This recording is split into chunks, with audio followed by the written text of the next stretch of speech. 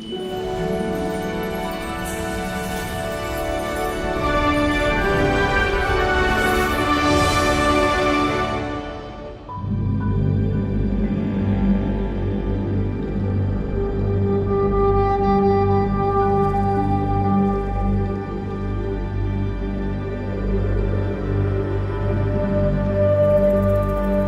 evening and welcome to this week's edition of Exploring Island Heritage. Tonight we're visiting the Nautical Museum in Castletown, a site associated with a notable figure from the town's history, George Quayle. Before we find out more about the museum itself, just who was George Quayle? Matthew Richardson is Curator of Social History for Manx National Heritage. Who was George Quayle? That's an interesting question, and it's one that we're still trying to find the answer to now. Even after all these years, it's surprising how much information is still coming out about this extraordinary man. I suppose the best way to describe him is a polymath. There are so many facets to his character. It's quite extraordinary. On the surface, the basic facts are that he's an 18th century gentleman, oldest son of one of the most influential families on the island. And so he does a lot of the things that any 18th century gentleman would do, travels around Europe, things like that. But he's got so many other facets to him. He's interested in technology, he's interested in invention, he's interested in ways to develop the technologies that are coming through in his era. And one of the reasons we know so much about him is because he's firstly left us a fantastic legacy in the form of his boat, the Peggy, but also his family papers survive, which is extraordinarily rare, in fact possibly unique. So between these two things, we can build up a picture of what this man was like. And he went into politics as well. I mean, was that a significant thing in its time? Not for someone of his stature. It would be the accepted thing for a man of his standing in society to go into the House of Keys. Don't forget, of course, there was no democracy in those days. The Keys were not voted for by the general public. It was a self-electing oligarchy. So each of the major families on the island would put forward a member into the Keys. So, other previous members of his family had held a seat in the Keys. It was no surprise that he, when the time came, took up a seat in the Keys. So the political side of his career is in keeping with what you would expect. And what kind of man was he within the community in Castletown? It's a very difficult thing. He's certainly remembered. He was remembered as an eccentric. That's certainly true. I mean, when we've done research into the story of the Nautical Museum, the story of the Peggy, we find that even as late as the 1890s, and even into the early 20th century, people in Castletown were still talking about Mr. Quayle, or Captain Quayle to give him his correct title, and the strange things that he did at the Nautical Museum, the deck that he built to allow him to look out to sea, sort of reminiscent of when he'd been on a ship's deck in earlier life, the oddities that he did within the building, creating the cabin room. He was still remembered for a long time after his death. Now, you say it's unusual for family papers to survive. How did they survive? Simply because, as in other families that we know about, nothing was thrown away. It was very often in history what survives is what people don't get around to throwing away. So it's often down to pure chance. And I think that was definitely the case in this situation. You had a family living in a large house, bridge house in Castletown, a family where a number of the daughters didn't marry, so there was a continuation of living in that family house through several generations, plenty of space for stuff to accumulate, no incentive for them to throw anything away. So family papers did survive. Unfortunately, in the 1930s, one of the last spinster daughters of the family had the foresight to hand the Bridge House papers to the Manx Museum, and we've been studying them ever since. It's fair to say we received them in the 1930s, but we're still deriving information from them as we study them now. Curator of Social History, Matthew Richardson. And we'll find out more about George Quayle and his inventive streak later in the programme. But first, let's take a trip to the Nautical Museum with Conservator of Objects for M&H, Christopher Weeks. We are in George Quayle's courtyard, George Quayle, who died in 1835. This is the courtyard next to his house, Bridge House, which gives onto the quay in Castletown. And adjacent to the courtyard is the Nautical Museum that listeners may be familiar with. Now, we're standing out here and we're looking at a swimming pool. Essentially, you've got a swimming pool in the courtyard. Why is that there? It's full of brackish water, and in the swimming pool are archaeological objects, finds that we brought out of George Quayle's dock that he used to store Peggy when he was using her in the latter years of her life. The dock was filled in when he died, and we have had to excavate it to get Peggy out of the cellar. She's now in an industrial unit outside Douglas being conserved. And the wet finds that we brought out of the dock, which floods tidily, have to be kept wet until such time as we can decide whether we're going to keep them, record them, or have them conserved and put into the collections. We've been going through this again and again and again, this swimming pool and various related tanks around filled with archaeological items, Most of the stuff that we're keeping is what we're calling Quayle era, that's to say around the turn of the 19th century, 1800 or so, and is rubbish associated with him, which presumably was thrown into the dock after he died. And that was covered with a layer of night soil. If anybody doesn't know what that is, I suggest they Google it, which effectively sealed it from attack from oxygen and various things. So it was quite well sealed under a layer of, well, I'll leave it to you. So the stuff that was underneath that layer is quite well preserved. So we're quite lucky. There's some very, very curious and interesting things. Bits of microscope, weird machinery, strange cranks, bizarre wheels, cast iron objects. We have no idea what he was doing. He was an inventor, and this is the detritus of a life of invention, really, and we're trying to work out, in some cases, what on earth we're looking at. Some of it looks like it might be part of an early steam engine. We know that he was interested in steam propulsion for ships, but if that's the case, it would be one of the very earliest ever invented. So we're trying very hard to interpret what we're looking at. But the main thing now is to try to stabilise it, get it conserved. And this area here, I mean, the surrounding buildings, they're all significant in their own way. They are, and this courtyard that we're standing in, there's a pigsty over in the corner there. George would have come out of the side door of Bridge House, the imposing building overlooking the quay, and he'd have come through this yard on his way to what his brothers called his hobby, which was his boathouse with a boat in it, and his strange cabin room with his drinks cabinet and everything. And he'd have come through this yard, and all of the buildings surrounding us are Quayle-era buildings, with the exception of the former coroner's office, which is directly opposite us where we're standing here, which was there before Bridge House was rebuilt into its current form. It's the oldest building on the site. So they're all significant. All the walls and all of the roofs and everything are all significant to a greater or lesser extent. So the idea has been to try to rehabilitate this area, which, despite having been in public ownership since 1967, we've never found a proper use for. We want to get the public in here to see the 18th century buildings from here. This isn't just any old historic site. It isn't just any old 18th century yard, if anything, if you could imagine such a thing. This is a highly significant 18th century yard with a massive history of stories and documents and local knowledge connected to it, and one of the most important boats in the world attached to it, not just physically but also in terms of written histories and testimonies from the time when it was used, and the object itself in amazing state of preservation. Now, you mentioned the boat itself isn't here at the moment, but in the process of taking the boat away, you found out something interesting about where it was housed. Can we go and have a look at that? Yes, why not? Into the dark. So we're coming through George Quayle's tack room here, which originally was sort of arcaded space. It's no longer open to the public. It's used as a sort of storage space. It's a cellar, and it gives on to the boat cellar through this door, which is where people would have seen Peggy when they came to see the Nautical Museum, or the Peggy story as it was when it opened in 1951, Peggys Cellar. Now, of course, terminated in a glass wall through which we can see the dock, George Quayle's dock, slowly filling up with tidal water now. And the dock this area had to be excavated. It was excavated professionally by Oxford Archaeology North, because there was a large bank of earth which we had to remove in order to get the boat out. And the boat had to come out for conservation reasons. What they found was this dock, which they assert is the best preserved 18th century dock that they have ever seen. 18th century docks are a rarity. They were popularised in Liverpool, and most of those are in a fairly ruinous state. Oxford Archaeology North have been involved in excavations in quite a number of those. This one here, titchy though it is in a remarkable state of preservation. It's not seen to its best advantage at the moment because we have not been able to restore it and to show all of its features, not least of which is this bizarre low arch through which Peggy was drawn out into the harbour for sailing, which is currently blocked by many tons of rubble and a rather unsightly bunch of sandbags. The sandbags are there because the pile of rubble is collapsing dangerously.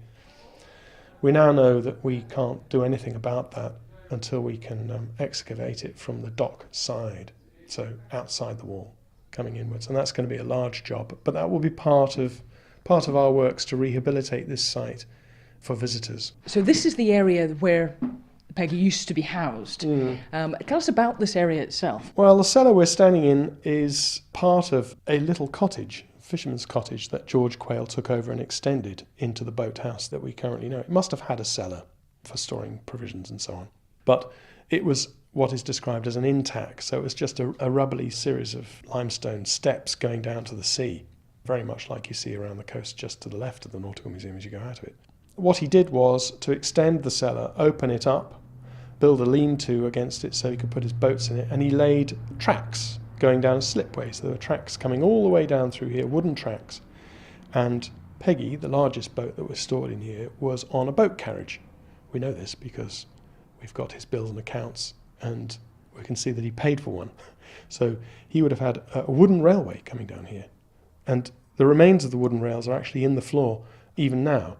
You can't really see them at the moment because they are protected by a layer of gravel. If we allow people to just tramp over it, all that archaeology would be lost. And it's quite important archaeology because wagonways, as they were called, were quite unusual at the time. And in this, as in so many other things, George was an early adopter of new technologies. Anything he could get his hands on, he would try. And this was one of those things. It was partly to show off, but partly just because he was genuinely interested in military technology. He wanted to know how these things work. Could he think of any improvements? Could he recommend any improvements that would in turn recommend him to the Admiralty and so on? You know, he was nothing if not ambitious. And this little cellar is an example of that. Obviously, when the boat was in here, people may remember, there wasn't an awful lot of clearance between the top of the boat and the floor joists over our head. And you've mentioned the floor in here, the dock outside, the boat itself. How is it that that still exists? Because that's unusual. It's neglect. I mean, I have to be careful what I say here because, of course, I'm a professional conservator, restorer. But it's usually attention from people like me that destroys stuff. You know, neglect is a brilliant... If you think of the tombs of the pharaohs, for example, there's an example of extreme neglect. Grave robbers aside, they're dark, they're cold, they're dry. The stuff in them lasts for millennia. This isn't dry by any means, but it was cold and neglected. And the cellar was walled up. Peggy was in here. The temperature was quite low, you know, never got very warm in here. Nice cool temperature. The rate of decay is going to be very, very slow. No light pollution. No eager beaver restorers coming and fiddling around with her, you know. Stuck in this walled up area, there was nothing they could do with the boat. So anybody that knew that it was here would simply have ignored it as a curiosity. I mean, Cannell, the guy who latterly lived here, who had the cows for the Quayle family, lived in this building, and he slaughtered pigs in here next to the boat. We know that because we've found the remains. That was in the later 19th century. It was known about, but neglected. Same with the dock. You know, if you throw a load of rubbish into it, cover it up, put a load of night soil on top of it, you know, it's going to be preserved pretty well, which is exactly what's happened. Neglect is a wonderful thing. We're not particularly fans of neglect these days because, of course, neglect means you can't see something, doesn't it, if it's neglected and hidden away. So we like to bring things to the light, but that obviously has problems attached to it.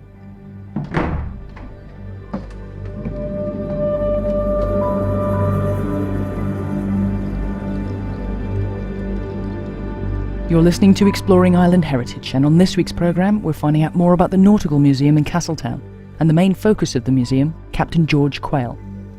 As we've heard, Quayle was an inventor, but just what do we know about his inventions? Matthew Richardson again. What we know about the Peggy, you know, he was experimenting with sliding keels, which would move up and down within the boat to allow the boat to carry more sail. That was a very innovative thing of its time. There was only, I believe, only one other ship at that time had ever been fitted with them, but he was on top of that technology. He was trying to develop it further. But we also know that he invented a machine for breaking flax more efficiently. We know he had inventions lodged with the Royal Society. We know that he was at the forefront of steam propulsion in the 1820s. He was trying to interest the Royal Navy in steam as a means of propelling its warships. He was one of the first people to consider this. So, you know, how things worked and how he could improve on inventions was something that he was constantly thinking about. And we see this in his papers. There are jottings, there are scribblings. A lot of them don't make sense. You know, they're half thought out theories of how he could elevate a boat. And some of the sketches are not even annotated, so we can only speculate on what they actually, were they ever made? You know, were they just drawings that came out of his head? Were they blueprints for something? We just don't know. There are still an awful lot of unanswered questions. And in terms of historical figures in the Isle of Man, where does George Quayle fit in? I think he's one of the most important. He really is. He's a unique figure, certainly in the Isle of Man, to have a surviving building that he created, a surviving boat that's the world's oldest yacht, in its original form still, in its original building, and with the family papers as well. And in recent years, we've discovered a unique purpose-built dock on the site. All of these facets make him absolutely unique in Isle of Man terms, and also in wider terms, in British Isles terms. We've been looking around for parallels to this guy and finding nothing. There really is nobody who sort of measures up in this extraordinary way, this sort of multifaceted character. And from what you've gathered, from what you've looked at, do you get any sort of sense of what kind of man he was? The word I used earlier on sums him up perfectly: eccentric. He's a man who had so many wide-ranging interests and wide-ranging facets to his career, as well as his political career. He was a soldier. I mean, not many people realise when we call him Captain Quayle, that's not a reference to his maritime activities. That's because he held a captaincy in the army as well. So he's a merchant, he's a soldier, he's a politician, he's an inventor.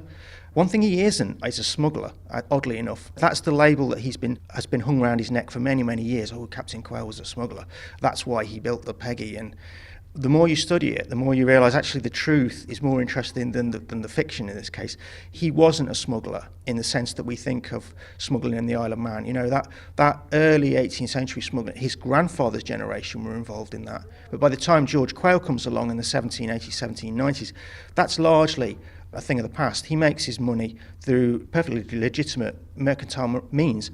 And indeed, if he was going to be involved in smuggling, right under the nose of Castle Rushen is probably the last place that you'd expect a smuggler to be bringing his wares, And so this talk about there being cellars under the Nautical Museum is, I think, largely the work of fantasy. We've had the building extensively surveyed. If there were tunnels, passages, I think they would have come to light by now. So there's enough interesting facets about him that you don't have to sort of big up the smuggling side of it. Curator of Social History Matthew Richardson, and we'll be taking a closer look at the boat itself in next week's programme. But what place does the Nautical Museum and its associated artefacts play in the history and heritage of the Isle of Man?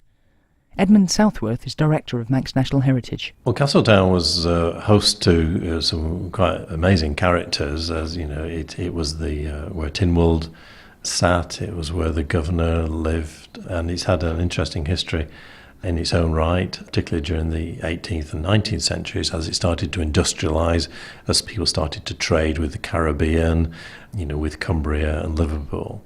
So it becomes an international place. The sailors in Nelson's navy retired there. Indeed, quite a few people from the south of the island fought in the navy against Napoleon. So looking at the story of one particular individual is not something you normally do, but in the case of Mr. Quayle, his legacy to Castletown is quite interesting, fascinating, unusual, and unique. Building Bridge House, converting farms into basically his playground, a den, building a boat, building a dock to put the boat in. That's very unusual. And the fact that that boat then survived for 200 years, not really in secret, because I think a few people knew it was there, but to be preserved in that way is unique. And again, you ask the questions, architecturally, is it that important?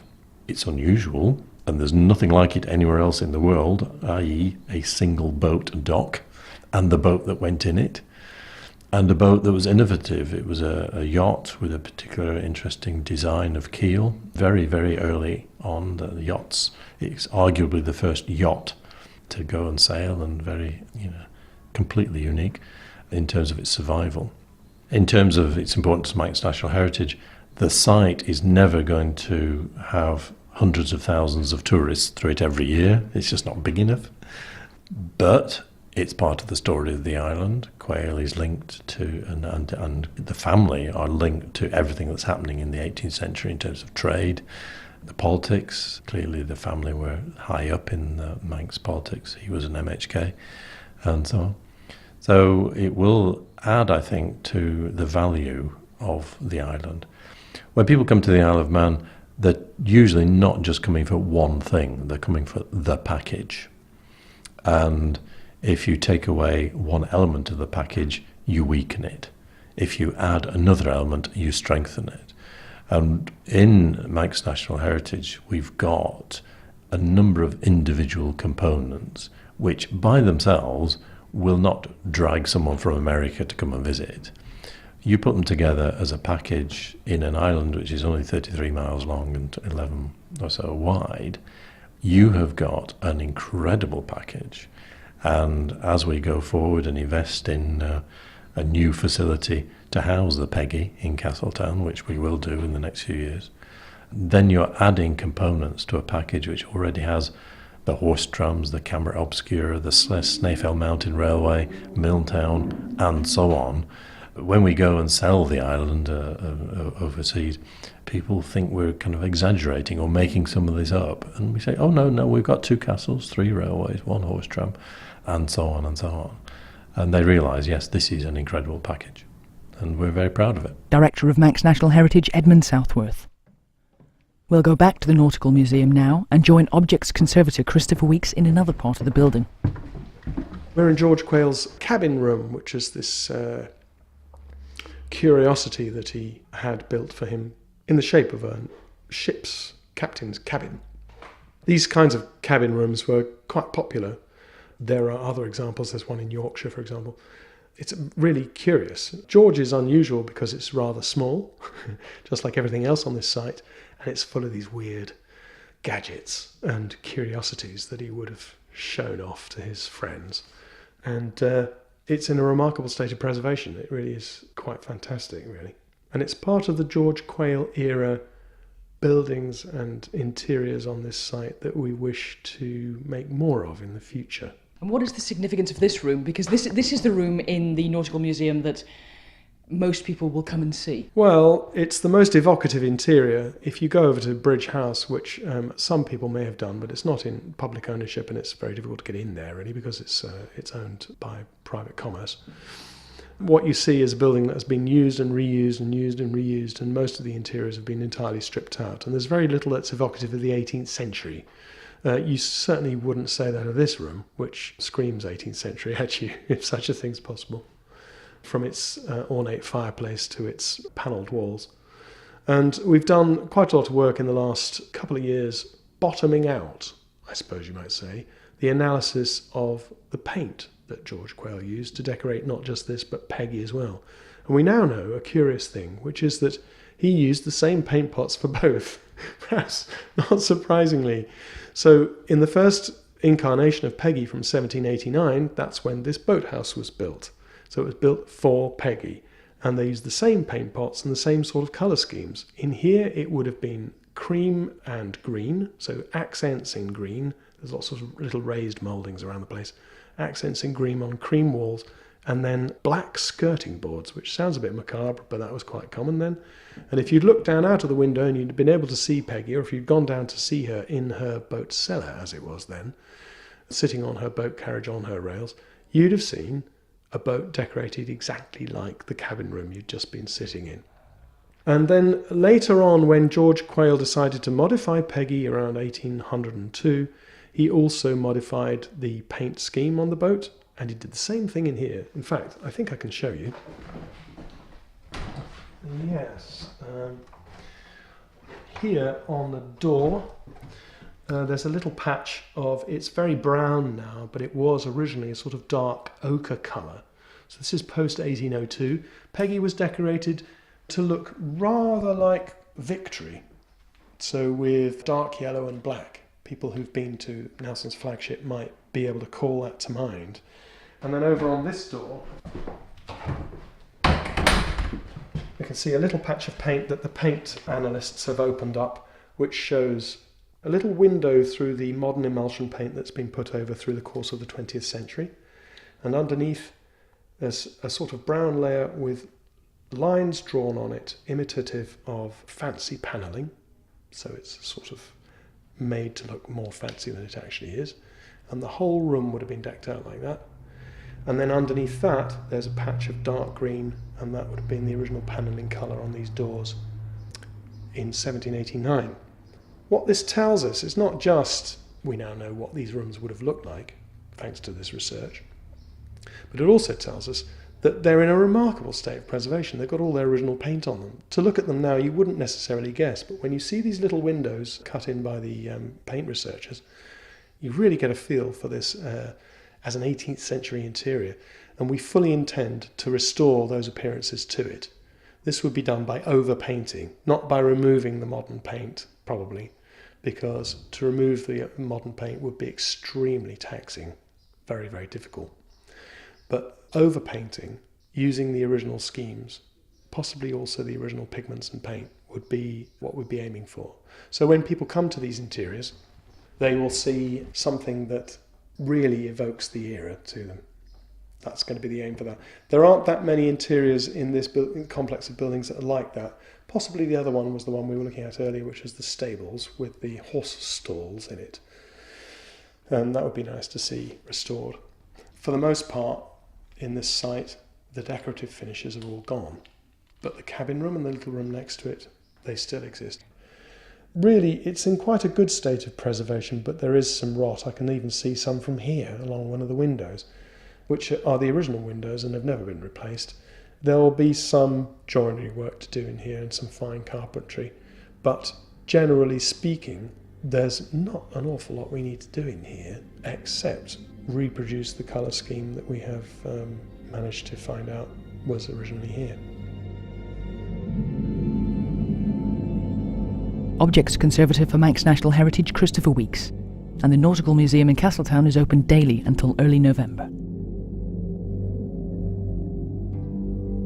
That's it for this week's programme. Next week at the same time we'll be finding out more about the boat Peggy and the work being done to conserve her.